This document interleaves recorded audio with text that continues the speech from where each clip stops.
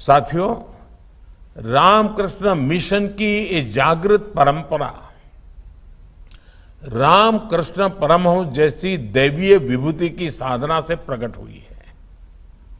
स्वामी रामकृष्ण परमहंस एक ऐसे संत थे जिन्होंने मां काली का स्पष्ट साक्षात्कार किया था, जिन्होंने मां काली के चरणों में अपना सर्वस्व समर्पित कर दिया था।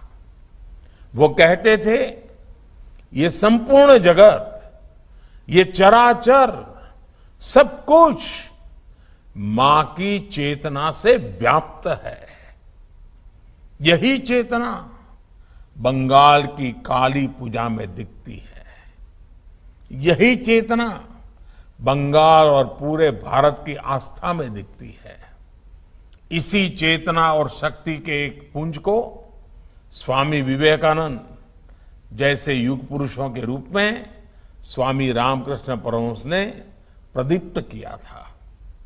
स्वामी विवेकानंद को मां काली की जो अनुभूति हुई, उनके जो आध्यात्मिक दर्शन हुए, उसने उनके भीतर असाधारण ऊर्जा और सामर्थ्य का संचार किया था। स्वामी विवेकानंद जैसा ओजस्वी व्यक्तित्व, इतना विराट चरित्र, लेकिन जगन्माता काली की स्मृति में, उनकी भक्ति में वो छोटे बच्चे की तरह विह्वल हो जाते थे। भक्ति की ऐसी ही निश्चलता और शक्ति साधना का ऐसा ही सामर्थ्य मैं हमेशा पूज्य स्वामी आत्मस्थानंद जी के भीतर भी देखता था। और उनकी बातों में भी मां काली की चर्चा होती रहती थी। और मुझे याद है, जब भी बेलूर मठ जाना हो, गंगा के तट पर बैठे हो और दूर मां काली का मंदिर दिखाई देता हो, तो स्वाभाविक एक लगाव बन जाता था। जब आस्था इतनी पवित्र होती है तो शक्ति साक्षात हमारा पथ प्रदर्शन करती है।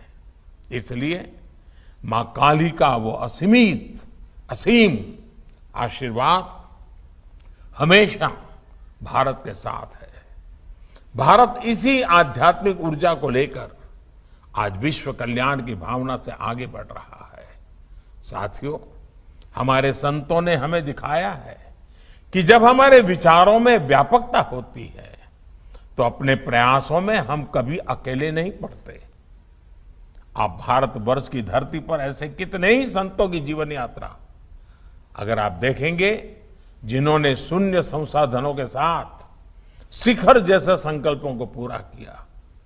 यही विश्वास, यही समर्पण मैंने पूज्य आत्मस्थानंद जी के जीवन में भी देखा था।